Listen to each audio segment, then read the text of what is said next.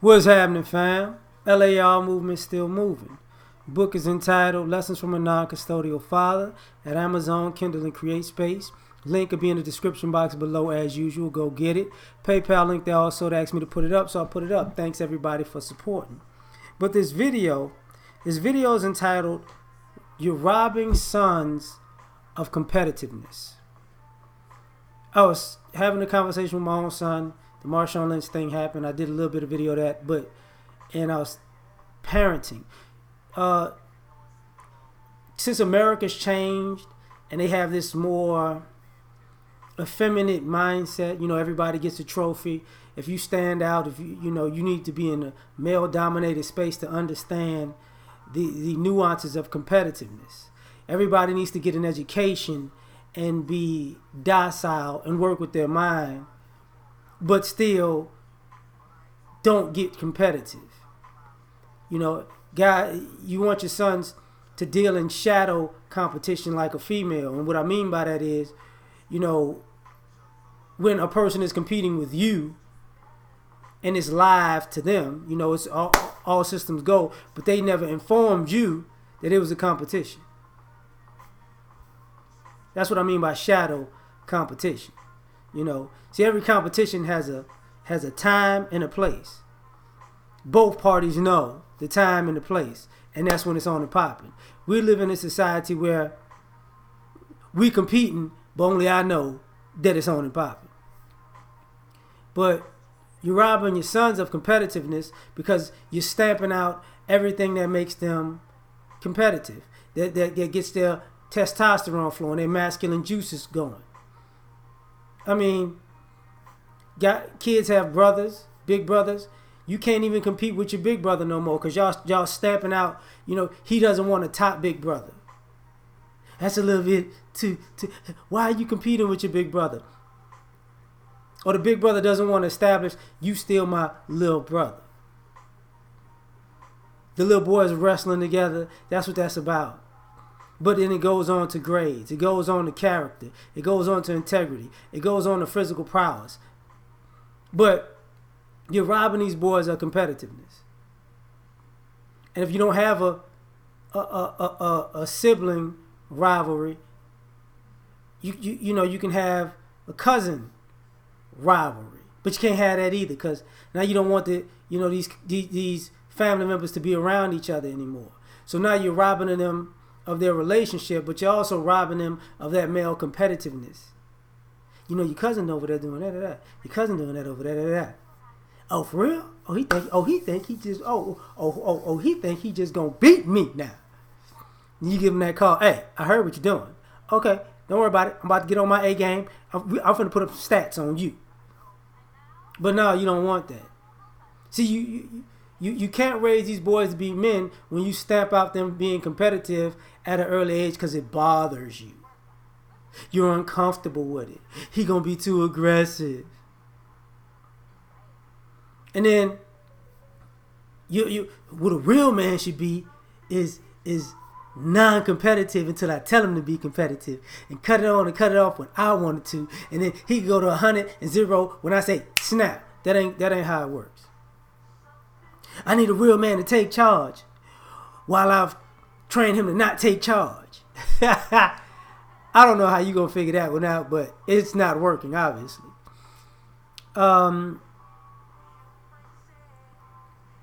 You're not letting these kids be competitive with the neighbor's kids in the neighborhood because all of a sudden everybody, people don't want to get to know each other.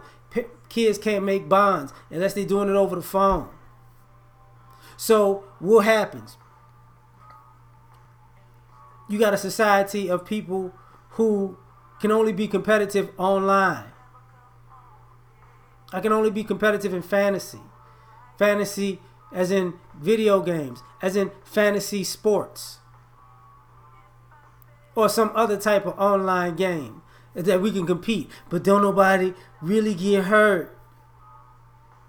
I'm trash talking about something I can only do like this with my thumbs, but not really. Can't go on the court and play. Because what if you twist the ankle? Oh my God. What if you get elbowed? Oh my God. He got elbowed. He's bleeding. So what? Your kid can't play football. What? They gonna get brain damage.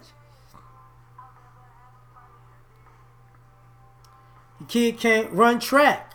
It's so hot outside. You can still compete, and that's not even contact. You know? Your kid can't wrestle. Your kid can't want to be a wrestler. You know, so it spills into academics.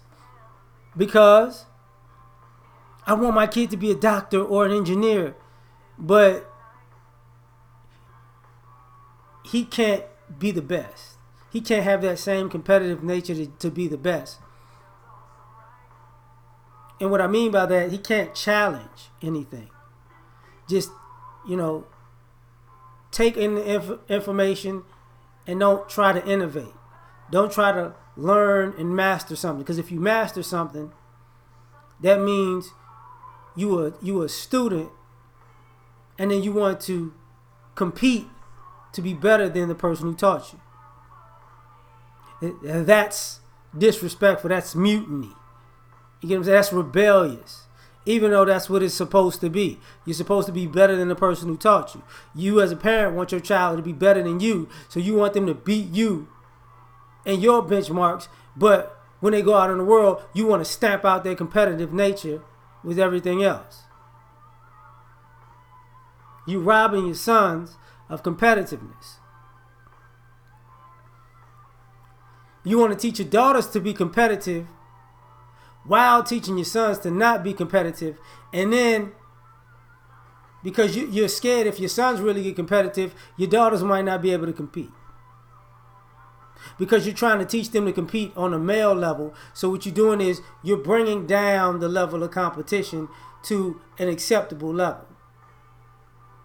Their level was push-ups, and now you brought it down to girl push-ups on the knees.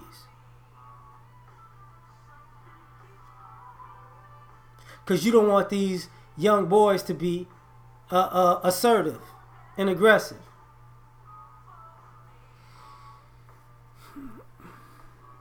But now you're looking for mentors because my son is just not getting it. He just is, he's kind of lazy. He just, you know, I wish he would have more get up and go. You stomped it out of him, remember? Every time he tried to get up and go, he was on punishment. He was grounded. You know, I want to do this. No, you can't. I'm not taking you. You know, you got to figure out a way to do it on your own. Okay, he does it on his own. I don't want you doing that.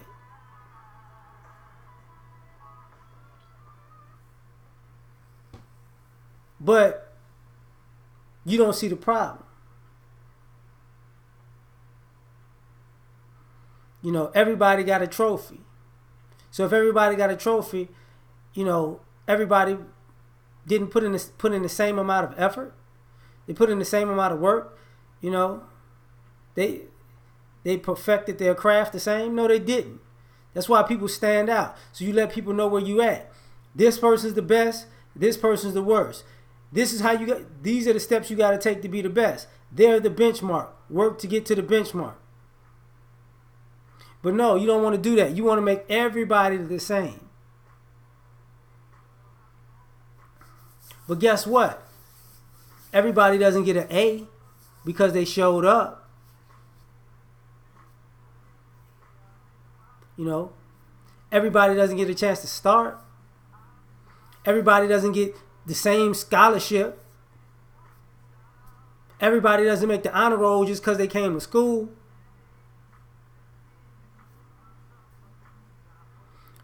But you don't want your sons to take that into consideration because you're robbing it from them. So, in some degrees, you want them to be failures.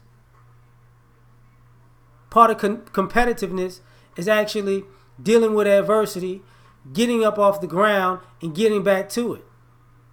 But you're robbing them of that also. Because if they get hit with adversity, you allow them to quit because you don't want them to compete.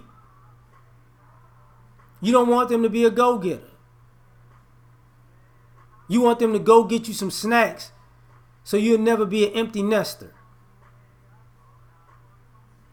I'm done with this one. Like, share, subscribe. Catch you on the next one. Peace.